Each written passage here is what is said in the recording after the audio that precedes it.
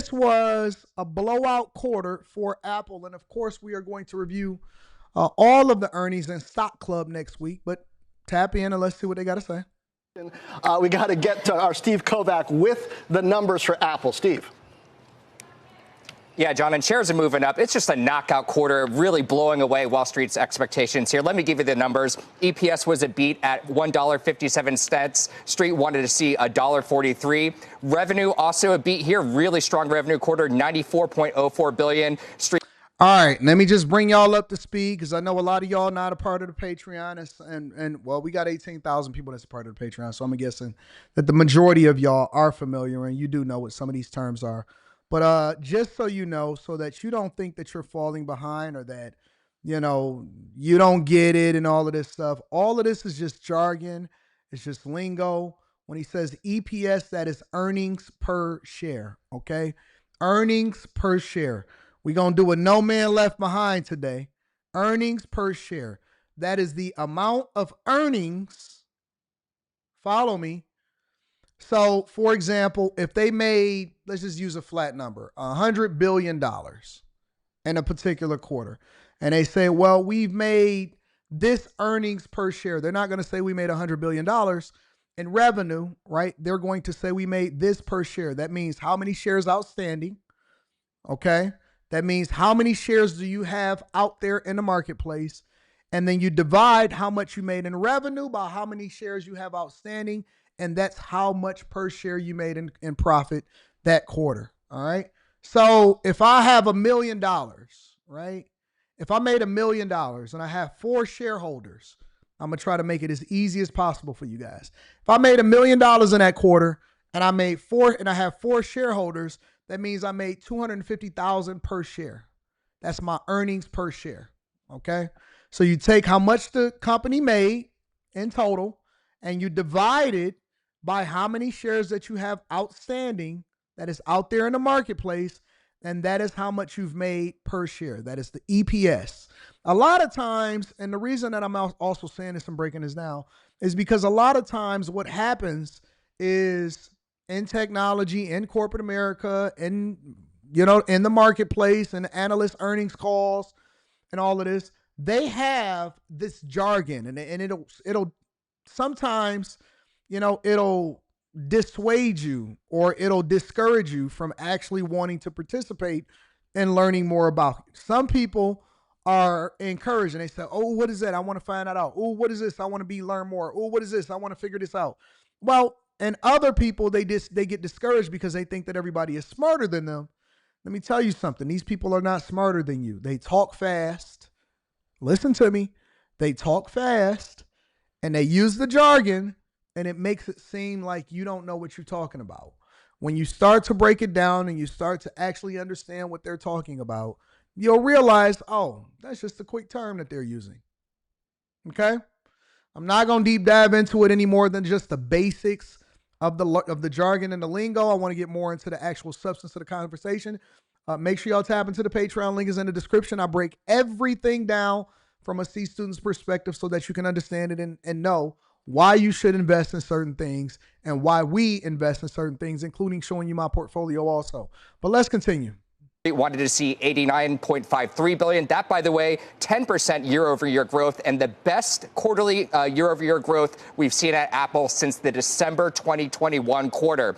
iPhone also a beat. You were just talking about seeing growth there. That is up 13% to $44.58 billion for iPhone. Chris Campbell, let me tell you something. I don't know if you're new here, but I don't really respond to people with no profile picture because it gives me the impression that people are jerking off, that you're a jerk off artist and that you just troll. You got to get a profile picture so I can see exactly who I'm talking to, and then I'll address your issues. Revenue, Street wanted to see $40.22 billion. Services also continuing that growth streak, $27.42 billion compared to the $26.8 billion expected. And China is back to growth, John. It's up 4% for the quarter to $15.37 billion. We see shares here reacting to this up about 2%. I'll send it back over to you.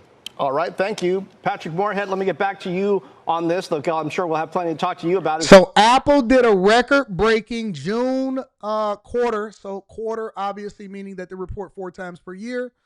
And they did a record-breaking fiscal quarter that ended June 28th, reported late last week in the beginning of August, and Apple made roughly $94 billion in revenue, which includes a 10% year-over-year increase. That means that if you compare Apple's quarter of what people were spending last year at this exact same time versus this year, they made 10% more and they made $94 billion in revenue. Okay? They killed it. They absolutely ran up a bag. iPhone revenue was $44.6 billion. Again, I'm not going to deep dive into this because I break all of this down inside of the Patreon, exactly what this looked like on the charts. Mac, services, iPad, wearables. I can't wait till Stock Club next week because we are really going to reallocate our portfolio based off of the trends. But one of the things, and this is the thing that I want to talk about here, right? I just wanted to give you the premise of what's going on, all right? One of the things that I want to talk about that's outside of revenue is tariffs, okay? Tariffs. Why are tariffs important? Because the Trump administration said that they wanted Apple to actually invest more in the United States of America. We want a bigger slice of the pie. We want American workers making the products that we buy, that overwhelmingly we buy here in the United States of America. And we are going to absolutely, positively talk about the $800 million that the Trump administration made on tariffs on Apple because Steve Jobs is not accelerating his investment inside of the United States of America as fast as he should have. Back to Steve Kovac, who's got more from Apple. Steve.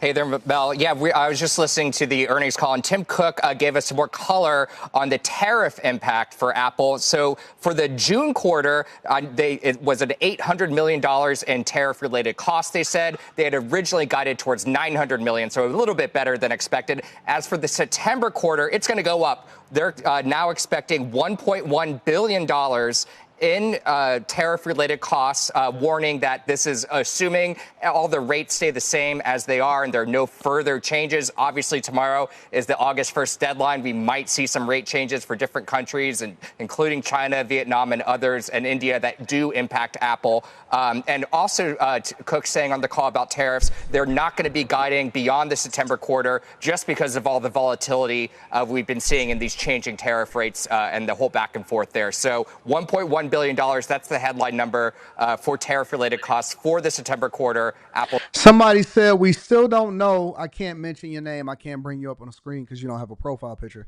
You said we still don't know who tariffs will be passed on to yet. The companies. Your costs are not going up. They are not increasing the cost of iPhones. They have to maintain market domination because it strategically pours into the other things that they need them to pour into. So, for example, all right, iPhone. It is important for them to sell as many iPhones as possible, and they had a blowout quarter for iPhones. They are willing to eat the $800 million tariff because they have to maintain market dominance in selling iPhones. Why do they have to maintain market dominance with iPhones? Well, because iPhones also feeds into the services division, and they can't sell you services unless you are a part of the Apple ecosystem. And so they don't even want you to think about going over to another provider, another ecosystem, because it is the hardest thing in the world to get people to leave the ecosystem or to come back from another ecosystem once they've been integrated as far as all of their applications and their phones and the way in which they work on a daily basis. So you asked, who is going to be the people that eat these tariffs? The company, Tim Cook, Apple is going to eat the tariffs until they comply and they make the investment that they need to make inside of the United States of America to ensure that they are manufacturing more products here. That is going to take more engineering. That is going to take more cost cutting. That is going to take more deal making. They're going to have to get materials at a cheaper cost. They're going to have to do a lot of things. But Trump is serious, and he was not playing any games when he said that these companies will have to pay if they don't manufacture their products inside of the United States of America. Anything that comes back over here to be sold to American consumers, we used to live by a creed that says made by and sold inside of the United States of America, manufactured by Americans for Americans. Manufactured by Americans to sell to other countries. Getting towards right now, Mel. Have they talked at all about how they're going to mitigate those costs in terms of, I mean, there's a wide belief and expectation probably that iPhone costs will go higher, at least by $50 a phone. Yeah, we haven't gotten there yet. I imagine that would come up in the Q&A a little bit. But yes, that is one lever they do have to pull, is obviously increasing costs. We heard a quarter ago, of course, shifting some of the supply from India into the United States. India, of course, has that lower tariff rate. Still not enough supply coming out of India to fulfill all the demand we have here in the U.S. So there's still got to be a little bit workarounds there. So we'll see as the call goes on if they do talk about price increases and things like that. I would be a little surprised if they talked about that before the big September announcement of the next crop of iPhones, though, Melissa. So the point is that Trump is not playing games. It's a lot of companies that are suffering as a result of tariffs. Ford Motor Company, they took a huge hit on tariffs. General Motors reported they take a huge hit on tariffs. Again, I'm not going to talk too much about it here on the Millionaire Morning Show. We're going to deep dive into that on Stock Club because we got a lot of charts to read inside of Stock Club. So I don't want to bore you with those details. But what we found is that General Motors has now shifted almost all of its pickup truck production. Chrysler has shifted all of its HD truck production back to the United States of America, which also gives more work for members of the UAW and the engineering teams. And so now they are racing. They are racing to now build more plants, add more manufacturing capacity, and increase in American jobs. And they've completely idled some of their plants over there in Mexico. And I think that is a phenomenal thing.